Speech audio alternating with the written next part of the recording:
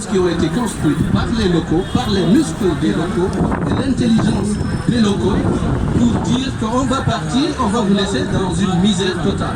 Et ceux qui gouvernent l'Afrique aujourd'hui se sont inscrits dans la continuité de cette faiblesse-là et dans cette barbarie.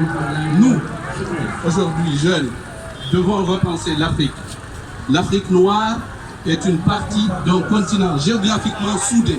Mais si le Maroc estime que l'homme noir doit être abattu comme un chien, nous sommes en devoir de nous lever comme un seul homme et pour dire qu'il faut que ça s'arrête. Nous n'avons rien contre le peuple marocain ou un peuple maghrébin, qui qu'il soit, mais nous exigeons que l'homme noir à travers le monde soit respecté. Et pour cela, nous devons exiger aussi que l'élite qui nous représente sur le plan international, que cette élite-là soit choisie par les peuples africains. Aujourd'hui, tous les présidents qui se font des défilés dans les pays occidentaux pour aller quémander, ils commandent à bouffer, sachant que l'Afrique a 60% des terres arables du monde. L'Afrique ne mange pas ce qui est produit en Afrique. Aujourd'hui, nous allons faire en sorte que ce débat que nous allons initier aujourd'hui aille à tous les niveaux où il sera bien interprété et entendu. L'Afrique doit être décomplexée.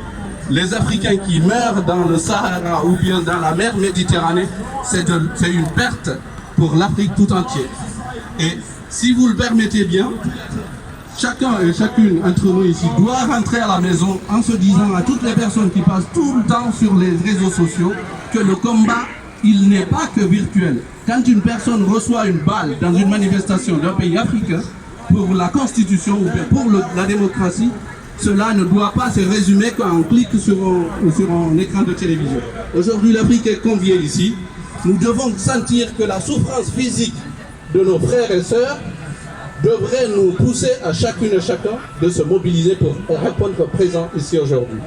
Donc, nous devons savoir que les outils numériques, c'est bien, mais ça ne fait pas tout. Et je lance un appel à tous ceux qui représentent l'Afrique sur le plan diplomatique international, que la négociation, ça doit se faire en ayant une position de force.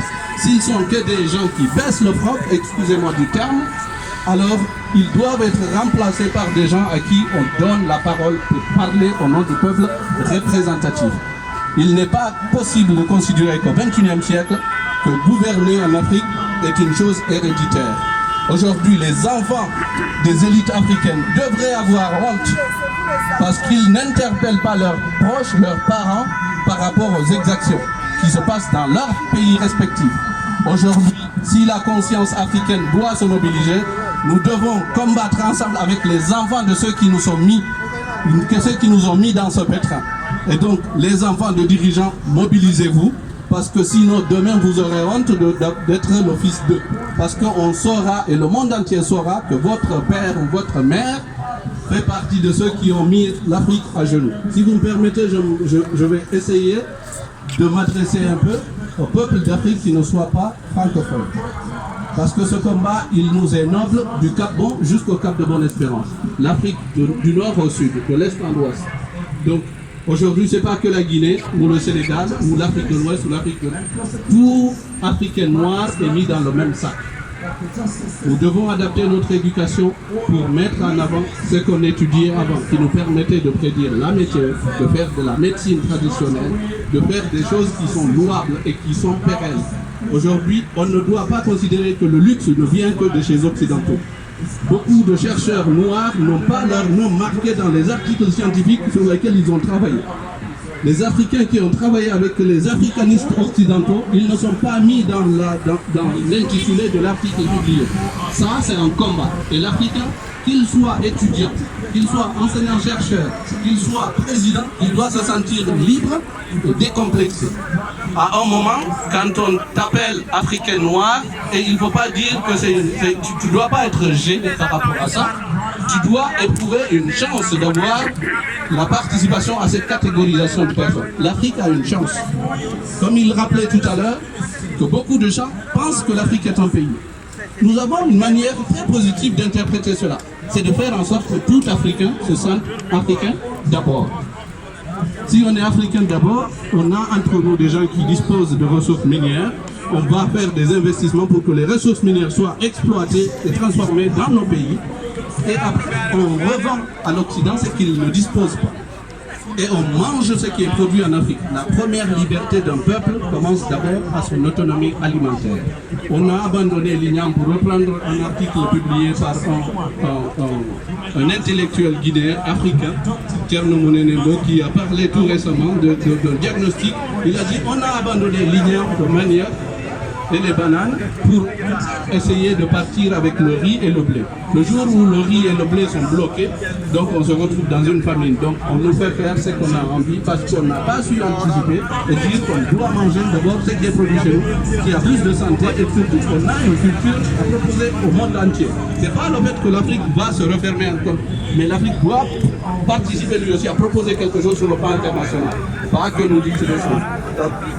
Ladies and gentlemen, sorry for my English because today we are here to just to try to wake Africa up because we are here about the things that are happening in Morocco concerning the black people in Africa.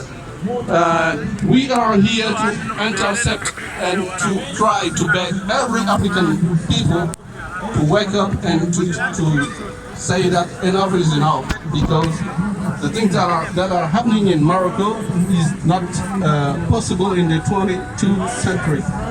African people are being killed like dogs in Morocco. We need to stop that. Stopping that requires an engagement from African people, first of all. The African people should wake up. The African people should be united. The African people should work hand in hand to try to face this big problem. And about the social media, we just beg every African people to participate physically if there is a mobilization like this. Here in Paris, we are here, the place where African people is based more than the other countries around the world. So if we call African people to enter here, it is the best opportunity to come here and to protest. We need to process and we need to plan some actions for Africa to get out of this situation. I really thank you so much and I wish that Africa will be great again. And we do not support this barbarity from European or Occidental people to Africa. Thank you very much and sorry for my English. If there is some issues, just understand that it's not very easy. Thank you. Merci. Merci. Chers amis, la manifestation ne vient que commencer. De grâce, concentrez-vous sur l'essentiel. Donc je vais donner la parole à notre tonton, grand-père, pourquoi pas, parce qu'il peut être grand-père pour certains, notre excellent Finan. Oui, bonjour à tous. Oui, bonjour à toi. Je voudrais d'abord qu'on accorde 1 minute de silence pour tous nos enfants, nos frères, nos sœurs qui sont tombés dans cette enclave qui malheureusement a connu beaucoup de tragédies et qui pourtant se trouve sur notre sol africain et qui se dit appartenir à l'Espagne. Quelle ambiguïté. Donc 1 minute de silence déjà.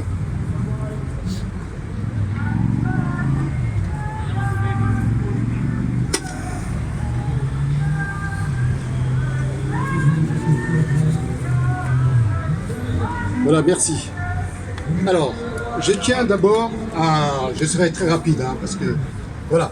Je pense qu'effectivement, le Maroc est un cheval de Troie de l'Europe et que le Maroc nous a déclaré la guerre. C'est très clair ce que je dis. La guerre nous a été déclarée. En massacrant finalement nos enfants, on nous a déclaré la guerre.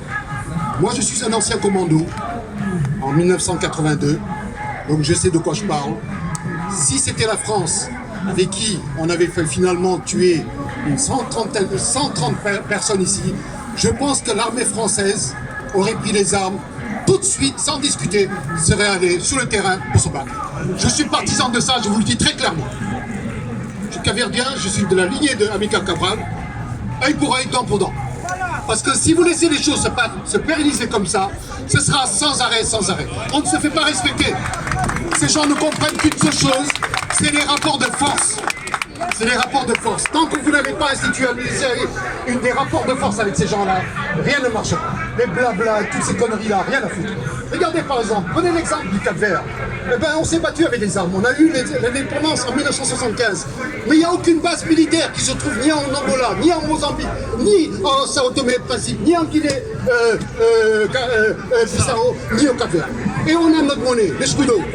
Alors qu'est-ce que vous attendez, l'Afrique francophone? Vous êtes toujours à la remorque des choses. Il y en a ras-le-bol. Et autre chose que je tiens à vous dire, nous avons le Niger.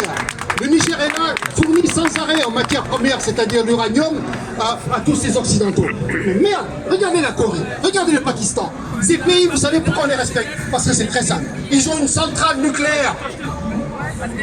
Si vous n'avez pas une centrale nucléaire, alors qu'on a nos uranium chez nous, vous n'allez jamais vous faire respecter. Croyez-moi, les gars. Et Cheikh Anta Diop l'a déjà dit dans son livre, sa thèse, quand il avait 24 ans, Nation nègre et culture. Il avait fait une répartition, effectivement, géostratégique, géopolitique, de tout, finalement, les ressources en fonction des pays africains qui pouvaient, effectivement, se coaliser et faire qu'en sorte l'Afrique soit respectée dans le monde. Nous sommes la risée du monde et ça fait longtemps que nous en sommes la risée. Il va falloir que vous réfléchissiez, que vous agissiez et qu'il y en a ras-le-bol finalement des manifestations. On n'est pas là que pour faire des manifestations. On est là aussi dans nos pays pour prendre aussi notre responsabilité, militairement parlant. Militairement parlant. Je vais donner à quelqu'un d'autre. Voilà ce que je tiens à vous dire. Maintenant, je tiens aussi à alerter votre sens. Nous avons aujourd'hui un enjeu extrêmement important qui est le Mali. Nous nous devons, et je pèse mes mots, nous devons d'agir pour le Mali dans notre intérêt, nous autres, de tous les pays, les 54 pays. Parce que si le Mali tombe, c'est tout le monde qui tombe. Aujourd'hui, l'OTAN a des visées impérialistes sur le Mali parce qu'ils veulent tout faire pour dégommer Goïta. Il est hors de question de laisser Goïta tout seul parce qu'il se bat pour nous. On doit se battre pour lui. Donc je tiens à vous dire, soyez extrêmement vigilants.